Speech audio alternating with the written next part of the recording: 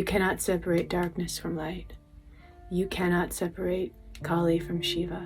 And you cannot separate the sun from the moon. You cannot separate the shadow from the sunlight. This is shamanism. The path that we travel in the realization of that reality is what magic is. It's what shamanism is. When the Kundalini is awakened, and this energy must rise from the base and the root of our being, up the central channel to the third eye and out the crown of our head, what we essentially are doing is understanding the ultimate reality of non-duality, which is the fact that Kali is Shiva, the darkness is the light. And whatever is in the way of us not thinking we know that, but experiencing that, is what is separating us from our divinity, is the path of shamanism, is the path that the Kundalini travels through us, the path of yoga, of the self, through the self, to the self. And so, with that being said, shamanism cannot be separated from the path that we must travel after a Kundalini awakening, or cannot be separated from what yoga actually is, or what the Native Americans actually were doing long ago here in America, or what paganism is. It is all the worshiping of Mother Earth and the seeing something that seems like just a thing as something supernatural, such as how the Native Americans didn't just see an eagle, but they saw the eagle as God. So when we change our vision, this is what Tantra is. This is what is a part of the awakening. So a vision quest is what we do. It's a special, magical, sacred ritual that we involve ourselves in so that we can break through to other dimensions. And there's a process that involves breaking through.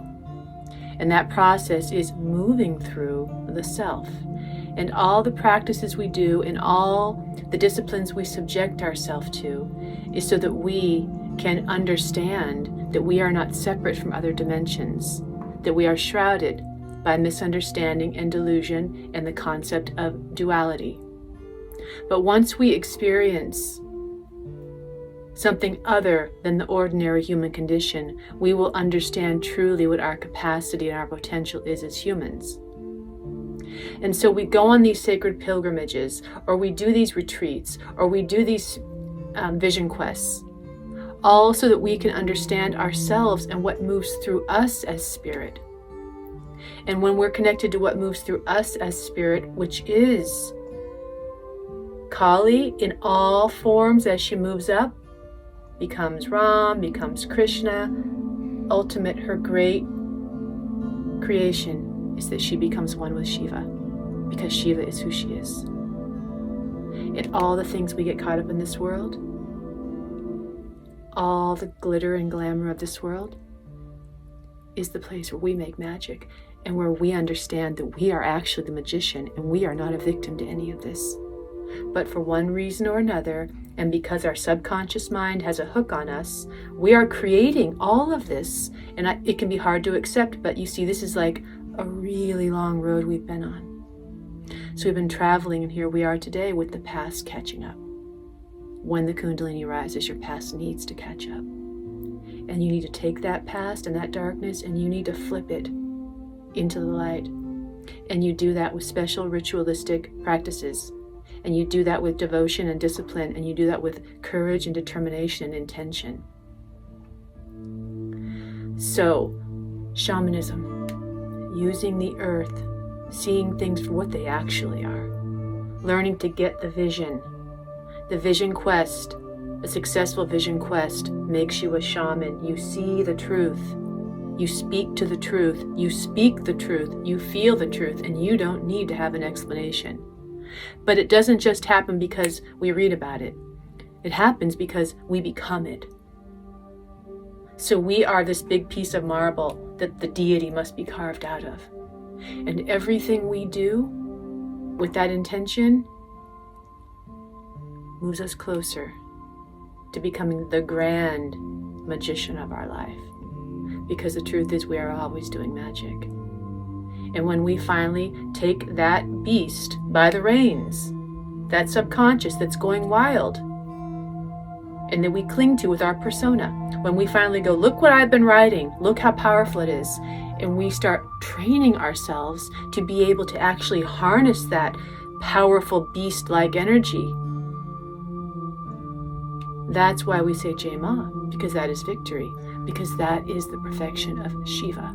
Because Kali and Shiva, or the sun and the moon, or God and the devil, are not two separate beings. It's that we have to pull them apart in our own dualistic minds to make sense of it, because we're in the space of in-between. The path of magic, the path of alchemy, the path of the shaman is connecting the spirit with the matter, the light with the dark, the unconscious with the conscious, to the superconscious.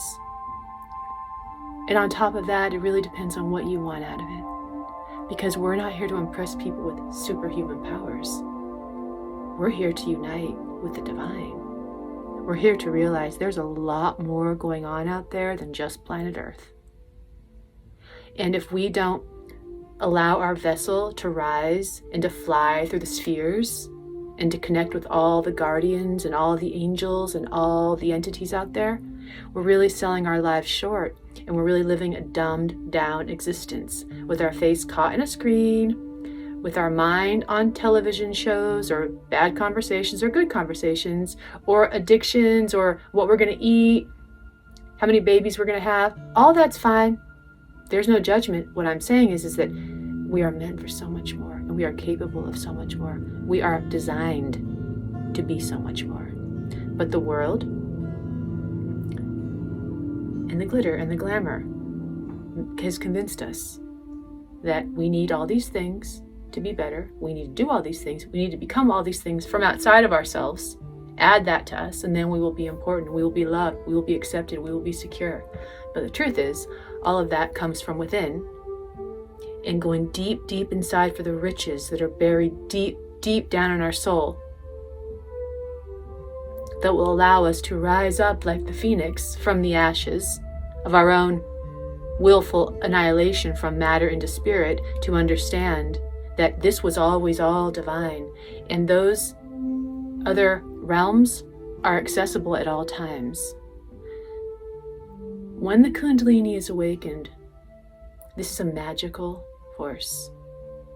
Things have happened in my life that I won't tell hardly anybody, because no one would believe me. People would think I was lying, or I was crazy, or I imagined it. But I didn't. Because we are living in this reality of like, this plus this must always be this. But in the world of the shaman, or in the world of magic, this plus this doesn't always be this. Crazy things can happen. Miraculous things can happen. Huge, profound, quantum leaps of magic can happen. And our mind is baffled, because this is so much bigger than our mind body. This is so much bigger than our personality. It is who we actually are when we let go of the little raft we're on in the ocean and just float on our backs and lift up our spirits to the divine Mother, who is the great witch of all creation. Magic is from the moon. The moon is from the Mother. The unconscious mind has a power that we can't even fathom. It is holding everything. But mostly what we're doing with our unconscious mind now is just reliving past patterns of self-preservation and bad habits and ancestral inheritance. However, we've inherited good things from our ancestors too. Whatever good they've put in, invested in, it's ours too, once we get through that darkness, once we get through the shadow of the past. So getting through the shadow of the past is almost impossible unless we learn to be an alchemist and turn that shadow into the gold and make that shadow our fuel, rather than fight the shadow, beat the shadow, erase the shadow, which will never happen. And so all the practices I talk about is to make this a way of life. A vision quest is a very important thing. We do our version here in a retreat-like setting, but my ultimate goal is to also get some remote land, semi-remote, where you can come and do a vision quest there, out in nature, and commune with Mother Nature, and connect with the spirit guides, and connect with all the energy that's out there, all the portals available to us, all the ways we can see and know the unknown, see the unseen. It's all there. It's just that when we don't get ourselves in that place of subtle receptivity because of the bombardment of the culture, we are unable to access it. But the purpose of our life is to access it. If not this life, a life soon to come if you're watching this video. So the choice is really yours in how much motivation you have, driven by hopefully devotion, because if it's driven by the desire for power, it won't take you far. But when it's driven by the desire for love, because of that power of that love that you feel from God over you, then nothing is in your way. Nothing stands in your way, because it is your destiny to become the shaman, the pagan, the mystic, the saint. Whichever one you want, they're all the same. They all became that way because of the magic they did. And when we come here for this retreat, we're doing 3 days of a magical ritual so that everyone involved in that retreat will have a huge transformation in their life. And there's a lot that goes into that. And we're going to make it happen. Because there's nothing else to do but get lost in Maya or waste our time. Listen to your dreams. Listen to your heart. Let the light guide you home. Listen to the trees. Listen to the moon.